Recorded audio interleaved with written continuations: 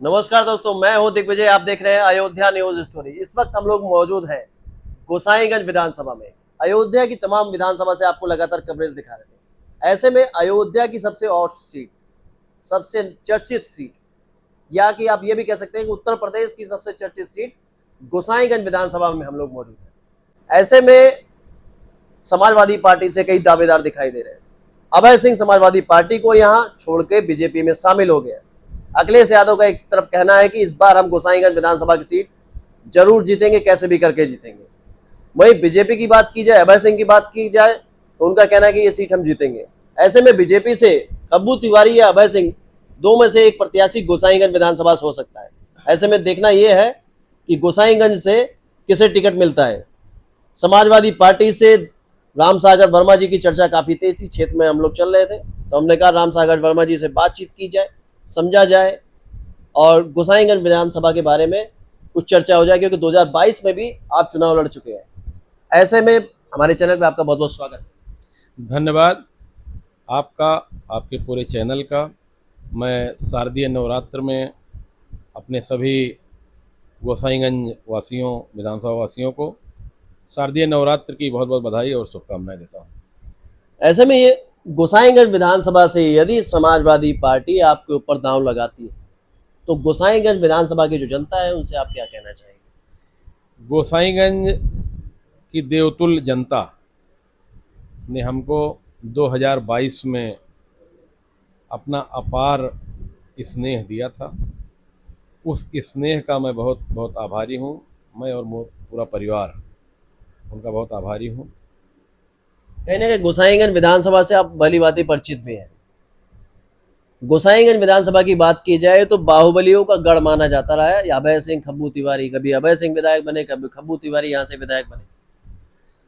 बाहुबली मतलब क्या होता है? आप बाहुबली की बात कर रहे हैं। 2022 में मैं चुनाव लड़ा था। आप तो क्षेत्र में चल रहे होंगे, देखे होंगे।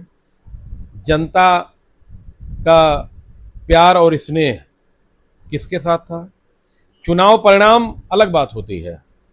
परिणाम किसके पक्ष में आया भाई, उसको आप छोड़िए, लेकिन स्नेह, जो जनता का प्रेम और स्नेह था, आपने वो देखा होगा। तो वहाँ की जनता का हमारे प्रति जो स्नेह था, मैं उसका बहुत बहुत आभारी हूँ।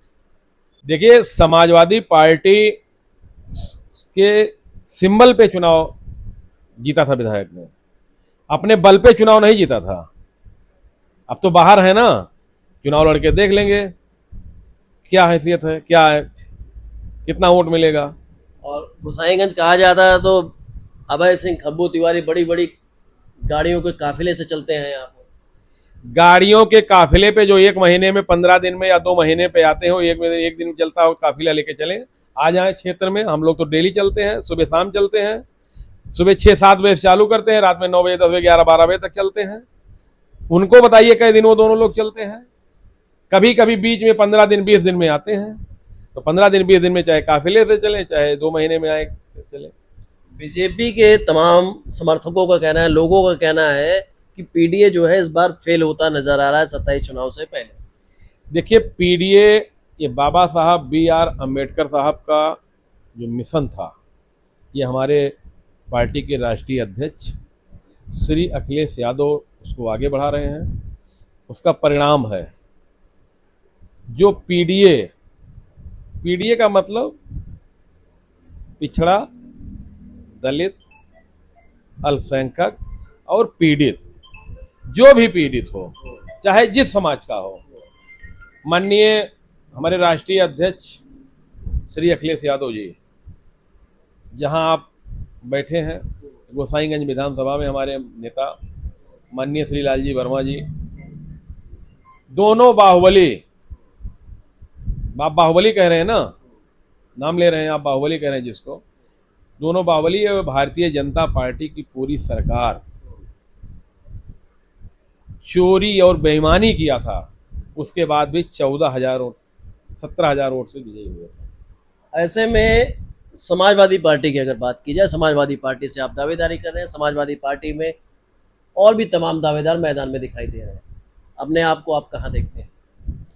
देखिए, ये विषय किसको लड़ना है, किसको नहीं लड़ना है, ये हमारे राष्ट्रीय अध्यक्ष जी, प्रदेश नेतृत्व, जिले के हमारे सभी वरिष्ठ नेतागण जिसको चाहेंगे, जिसको वो उचित समझेंगे, वो चुनाव लड़ाएंगे।